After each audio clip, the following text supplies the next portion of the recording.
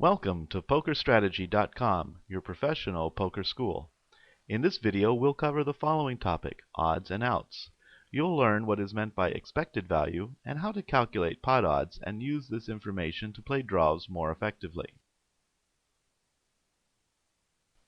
First, you'll learn about expected value and how to calculate it given the expected probability of certain results.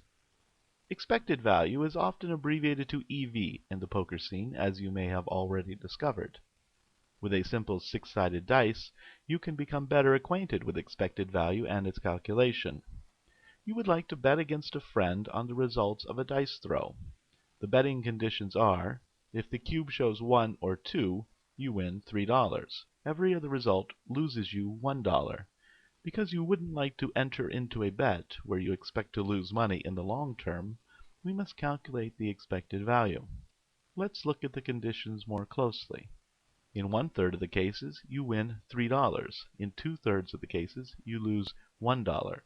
Considering just the favorable cases, we therefore win $1 on average. For unfavorable cases only, we lose 2/3 of a dollar.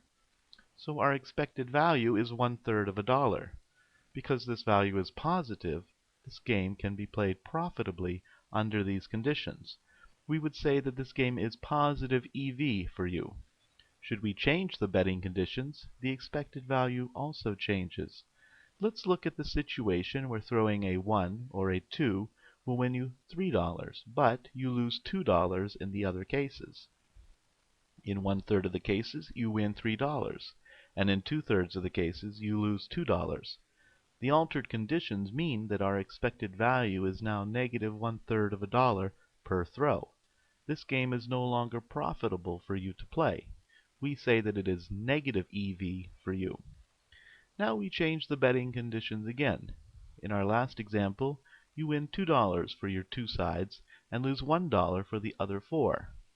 Considering favorable cases only, we win 2/3 of a dollar on average, and considering unfavorable cases, we lose 2/3 of a dollar, so our wins and losses are the same. You will have zero expected value. In these conditions, you neither lose nor profit in the long run. We would call this game a break-even game. There is no advantage or disadvantage to playing. If you were to endlessly play under these conditions, your losses would balance your profits.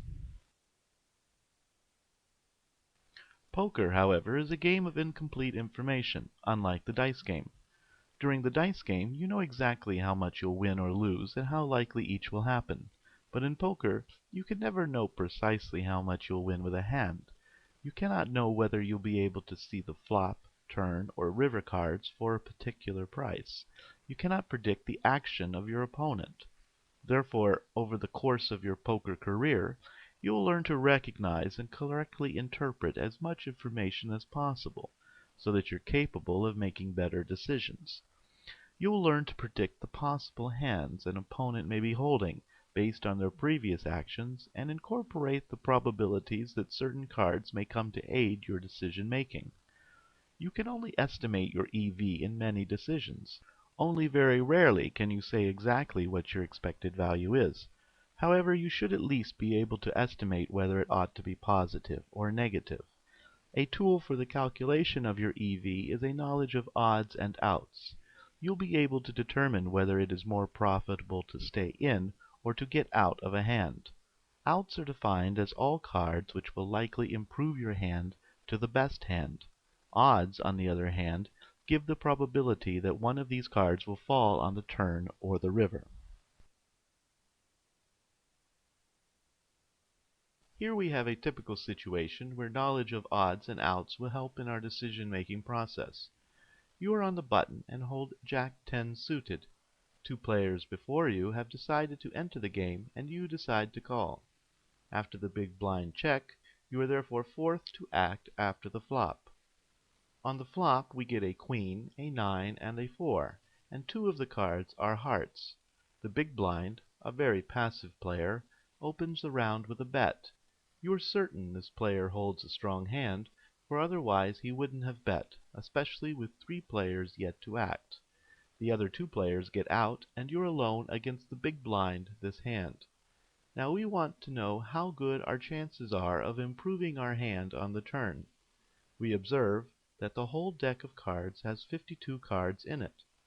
We know that the Jack and 10 of hearts are no longer in it, since you have them. These cards clearly can't appear on the turn, so we no longer need them for our calculation. The same goes for the 3 cards on the flop, so we no longer include them in the deck. 47 cards remain, since we have seen 5 of the cards that have come out of the deck of 52. Now we should consider only the cards which will make our hand strong enough to beat the big blind. Because we assume that he has at least top pair, we must make a straight or a flush to beat him at the showdown. Any 8, as well as any king, will give us the nut straight, the best possible straight. Any heart gives us a flush. None of the other cards can help us and cannot be classed as outs, since we are assuming in this situation that another Jack or 10 won't be good enough. There are 15 cards which improve our hand, so we say we have 15 outs. There are 9 hearts that give us a flush, 4 kings and 4 eights, but we cannot count the king of hearts and 8 of hearts twice, so we have just 15. Now we use our number of outs to calculate our odds. The probability that our hand will improve can be calculated by dividing the number of remaining cards by our number of outs. There are 47 unknown cards, so we divide 47 by 15. Suppose we see the turn and that it didn't help us, therefore it wasn't an out. So now there are 46 unseen cards which could come from the deck. Your number of outs has not changed, consequently your odds are now 46 divided by 15.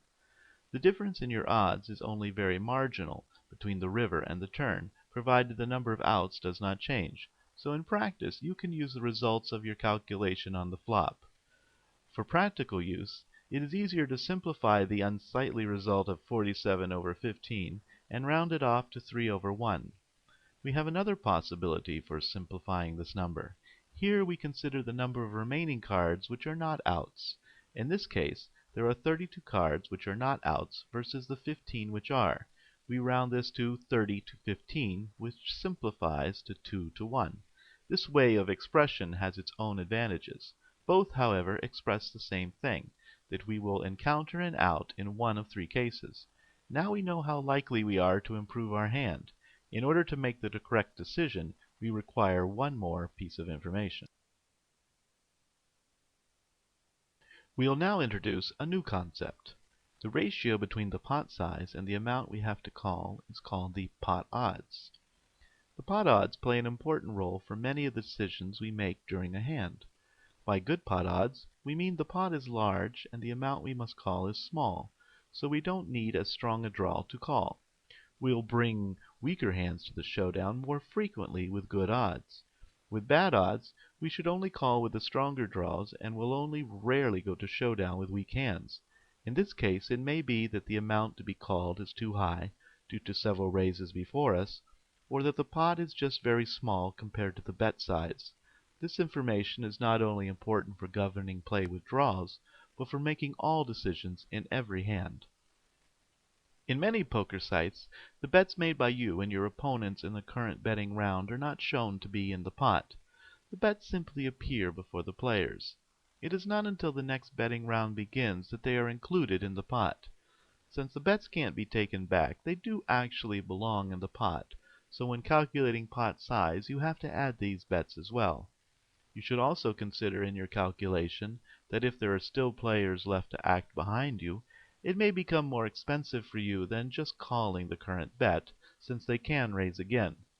You should always take this possibility into consideration and view the possibilities more pessimistically. For this reason, you'll often fold a hand because it'll be more expensive for you than if you're the last to act in this betting round. Now back to our example.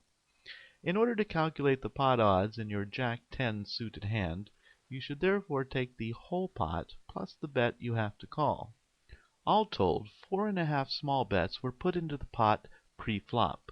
On the flop, the big blind contributed a further small bet, and the other 2 players folded. Therefore there are 5½ small bets in the pot, and you have to pay 1 small bet in order to see the turn. You therefore receive pot odds of 5½ to 1. Suppose you called on the flop so that there are now 6½ small bets or 3¼ BB or big bets in the pot. If your opponent bets the turn again, there'll be 4¼ big bets in the pot, so you have pot odds of 4¼ to 1 on the turn. You now know how to calculate the pot odds, and you know how to calculate odds and outs. You'll now learn how to use this knowledge to make better poker decisions. Using the pot odds together with the odds, we can now make our decision. Our decision of whether or not to continue in this hand rests on comparing the pot odds with the odds. Your pot odds are 5½ to 1, and the odds of hitting your strong draw are 2 to 1, using the unfavorable versus favorable representation. You must now determine your expected value. You'll lose one small bet in 2 out of 3 cases, but win the pot, that is 5½ small bets, in 1 out of 3 cases. You'll therefore win, on average, 1½ small bets. This is your expected value. You should stay in the hand because a call is positive EV. We'll now consider an example where you have a different hand, but exactly the same circumstances. You hold, in this case, a gut shot draw, and the following calculation now applies. The pot is still 5½ small bets. With a gut shot draw, there are 43 cards which don't help you, and just 4 which complete your straight. This gives you odds of roughly 11 to 1. As you may already suspect, your expected value is lower than when you held a strong draw. You must still pay one small bet, but you'll win only 1 in 12 cases. This corresponds to just 0.45 small bets, considering the favorable cases. Therefore our expected value is negative if we call. If instead of calling we fold, then we don't have to invest any more money in the hand. A fold therefore has an expected value of 0 and is a better choice than calling in this example. You now know that it is profitable to stay in the game with a draw provided your odds are better than your pot odds. Regarding the subject of odds and pot odds, there are a few refinements that you'll later become familiar with. A fold always has the expected value of 0. We invest nothing and we cannot win anything. If the expected value of a call is negative, therefore, it is preferable to choose to fold. The process of calculating the expected value is not really all that difficult, but you don't always have the necessary time to be able to do this in each stage of every hand. For this reason, you can save time by using tables and charts of odds, which you'll now become acquainted with. Basically, your play is determined by your pot odds and the kind of draw you have, or more specifically, the number of outs you have. The following chart will determine, based on your number of outs, just what pot odds you require, so you can determine very quickly in a game whether you can draw profitably. Say you have a pocket pair that didn't become a set and overcards came on the flop. It's very rare that you'll receive the pot odds of 22 to 1, which are required for you to play for set value. This can sometimes occur, however, when there are many players on the flop and you're the one to end the betting round. If you hold a single overcard to the board, your odds are not much better. It's also rare that you'll be able to continue in the hand with positive EV. Moreover, you're only drawing to a single pair, which may not be the best hand. One of the most frequent situations is the gut shot draw. Occasionally you'll have good enough pot odds to justify calling with just 4 outs. You already have a pair, but you suspect your opponent has a better pair, and you have no real draw, so you have at most 5 outs. You will receive the required odds of 8 to 1 relatively frequently. 2 overcards are a draw, which we are often able to call a bet and see the turn with, since we get odds of 7 to 1. On the turn, however, even with a strong hand, such as ace-king, we cannot continue playing without a pair, since the pot odds will be too small. Even if you hit your pair, you could still be well behind against stronger hands. More on this in another video. With a gut shot and overcard, there are few situations for which you cannot see the turn profitably.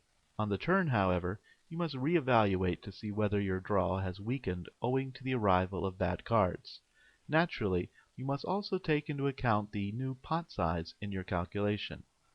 You have 8 outs with an open-ended straight draw. This is a draw to a very strong hand, which you will usually want to see the turn and river with as long as the board doesn't develop too badly. This applies to all stronger draws as well. From this number of outs onwards, we can often play the hand aggressively as though we had a made hand. Pot odds of 4 to 1 are required for drawing to a flush. 2 overcards, when combined with a gut shot, are substantially stronger. Provided we can assume that, should we hit our overcards, we have the best hand, it is quite rare that we don't get the odds required to stay in the hand. Nevertheless, sometimes there are reasons for us to fold, such as when the board develops especially badly, or we must pay several bets at once. We also have the following draws: open-ended straight draw with an overcard, a flush draw with a gut shot giving 12 outs, an open-ended straight draw with a pair, a flush draw with a pair, a flush draw and an open-ended straight draw called a straight flush draw. You will find this chart available for downloading and printing in the strategy article corresponding to this video. Now you know all that is necessary in order to decide whether or not it is profitable to play a certain draw. In the course of your career, your knowledge of these concepts will deepen, which will allow for far more precise calculations. The subject of discounted outs and implied odds is the ideal continuation of this topic. This concludes this topic. Thank you for watching, and good luck at the tables.